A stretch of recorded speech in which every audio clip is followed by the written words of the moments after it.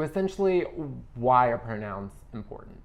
When it comes to gender, queer people can tend to identify outside of the binary male-female norms. So pronouns are a really useful way to bring that up in conversation, and so that people can protect themselves and feel that they can dialogue and be respected. Because it's very, it can be very disheartening, very disrespectful if someone misgenders you persistently. Society is not this static thing that always was, right? That's the idea that we're sold, is that this is just how things are. Society is something that has constantly evolved. Our ideas, our language has evolved with time. And so it's important to keep that momentum moving forward in a way that empowers people to have a voice, right? That are marginalized, that are discriminated against. I think that for us to progress on that front, we do need to be talking about things like pronouns. Would you mind briefly just introducing the concept of identifying oneself with their preferred pronouns?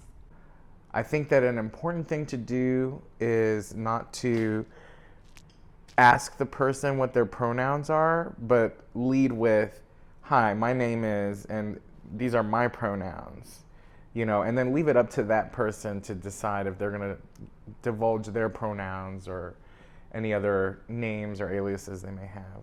So what advice would you give agencies in terms of how they should ask their clients about what preferred pronouns they use, and especially with the non-binary or genderqueer community?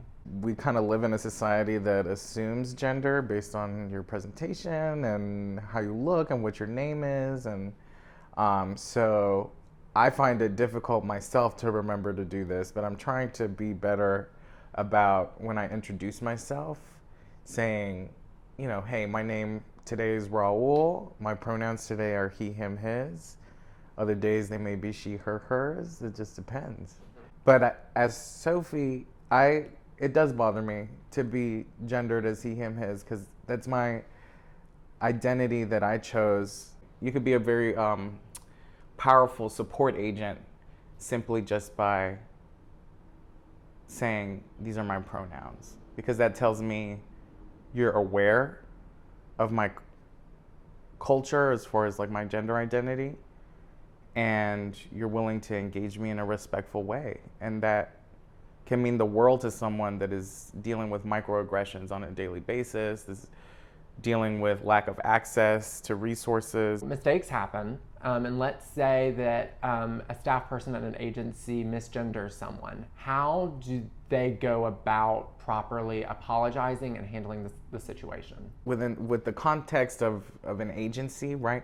You're there to be of service. It's not about you. It's about the client. That's the community that we're serving. So it's really important.